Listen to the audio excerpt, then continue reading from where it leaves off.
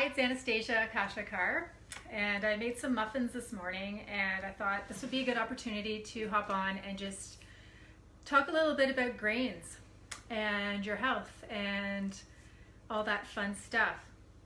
So I basically made some oatmeal chocolate chip muffins, which are really good and yummy and delicious, but they're a little bit unusual to what you might be used to. And that is because of two things. Well, maybe more than two, actually. The first main difference between these muffins and the type you might be able to get at, say, Tim Hortons, is that I made them using leftover oatmeal from my breakfast. So I'm the only one in the house that likes to eat oatmeal, and I like to make quite a bit, so I don't have to make a fresh batch every morning. I just reheat it or I eat it cold.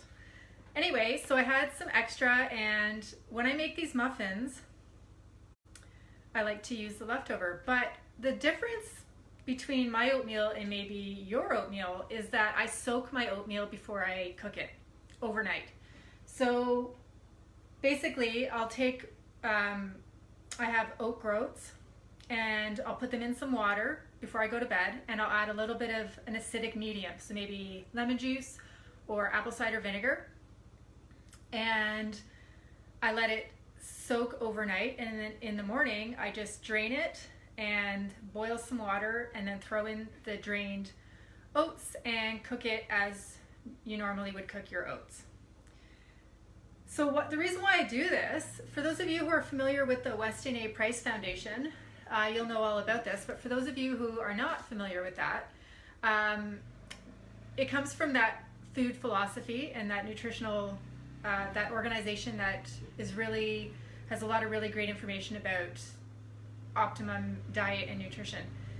So when you soak your grains with an acidic medium overnight, it makes them more nutritious, because what you're doing is reducing the phytic acid, or you're neutralizing the phytic acid in the grains, which is called an anti-nutrient.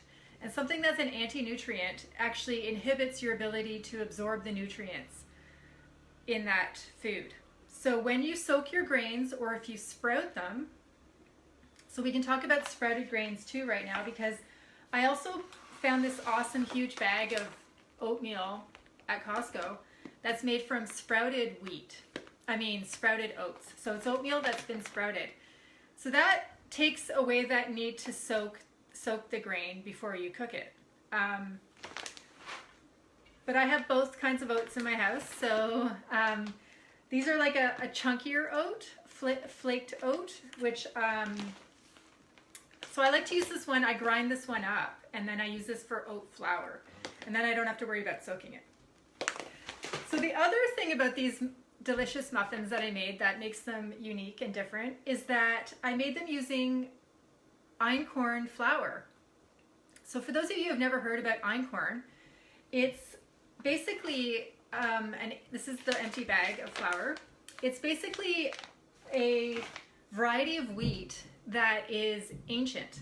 So we're talking like back in the Paleolithic times. This was like the original wheat that people used to eat. And this Einkorn wheat is way more nutritious for you. And it also has a very unique genetic structure in that it only has 14 chromosomes. And our modern wheat has been so hybridized and manipulated that it has 42 chromosomes. And they don't, wheat hasn't been manipulated for our nutritional benefit. It's been manipulated to make it more uniform, to make it easier to harvest, to have higher levels of gluten, because gluten makes your bread rise a lot better. So that's why more and more people are interested in Einkorn wheat, because it's easier to digest and it's in its natural form, and it's really delicious. You can use it like cup for cup in replacement of typical white flour. And this particular one is grown in France, and it's seeing a resurgence out there. Even like some of the bakeries and that sort of thing are starting to use Einkorn wheat in their bread baking. So this is just a little quickie video just to share that kind of information with you. Another way that you can make your wheat and your grains more nutritious and easier to digest, and removing that phytic acid is by sourdough, the sourdough method. So I'll probably do a separate video on that another time. I do have blog posts which I'll add links to in this video if you're interested in learning more about that technique and method. So thanks for watching. I'll talk to you next time. Bye.